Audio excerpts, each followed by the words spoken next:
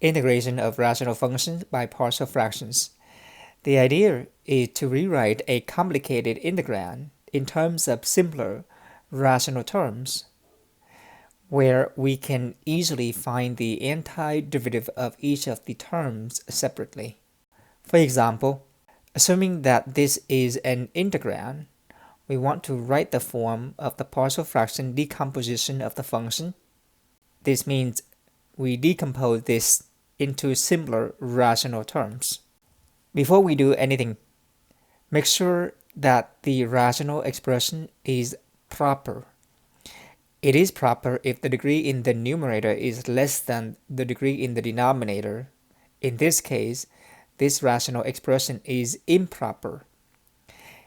If it is improper when the degree in the numerator is equals or greater than the degree in the denominator, then we need to first perform long division.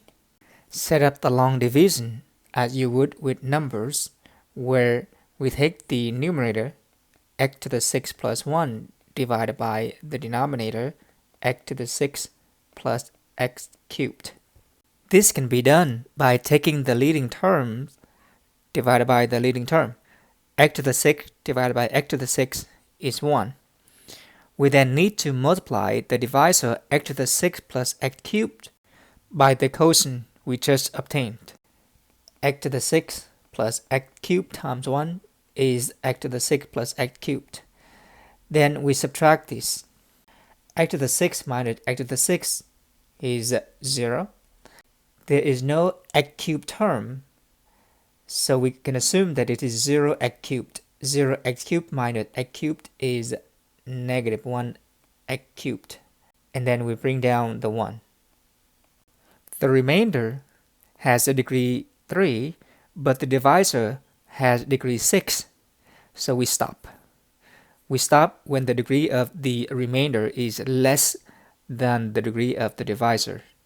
Thus, x to the 6 plus 1 over x to the 6 plus x cubed is 1. This is called the quotient, plus the remainder 1 minus x cubed over the divisor x to the 6 plus x cubed.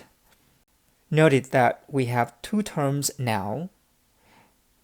1 minus x cubed over x to the 6 plus x cubed is now proper. Our next task is to decompose this proper rational expression. To decompose this rational expression, we always factor the denominator. This is now proper, so we can proceed with partial fraction decomposition. Factor out x cubed, we end up with x cubed plus 1. This is the same as 1 minus x cubed over x times x times x times x plus 1 times x squared minus x plus 1, where we factor out x cubed plus 1 as well. The sum of two cubes can be factored. We have 1, 2, 3, 4, 5. 5 factors in the denominator, with the factor x being repeated 3 times. X plus 1 is a linear factor.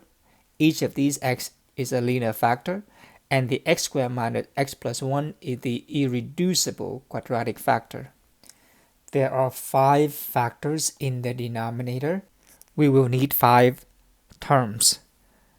The first term has denominator x. The second term has denominator x squared because x is being repeated. The third term has denominator x cubed. Notice that when a linear factor is being repeated, we need to increase the exponent by 1 each time. The fourth factor is x plus 1, and the last is a irreducible x squared minus x plus 1. For the linear factor in the denominator, we only need a coefficient. Even though x squared is not linear, but it has linear factor, so we still need a coefficient only. Same thing with x cubed. It has linear factor. We only need a coefficient. We can use A1, A2, or A, B, C.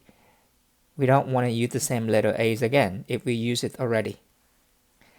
X plus 1 is a linear factor, so we would need only a coefficient in the numerator. For the irreducible quadratic at degree 2, we would need an expression with degree 1 in the numerator, and the generic form is ex plus f.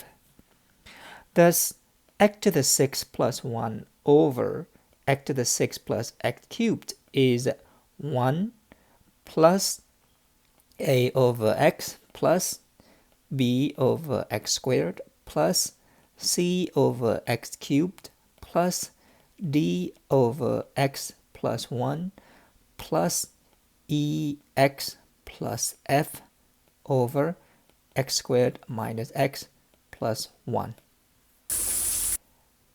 Do not determine the numerical values of the coefficients, so we will stop there. But if we want to find the coefficient a, b, c, d, e, f, we would need to set up a system of equations to solve for these unknowns. If there are 1, 2, 3, 4, 5, 6 unknowns, we would need to have 6 equations. Next example, decompose the rational expression, that is, find the partial fraction expansion for x to the 5th plus 1 over x squared minus x times the quantity x to the 4th minus 2x squared plus 1. This time, we will need to determine the numerical values of the unknown coefficients.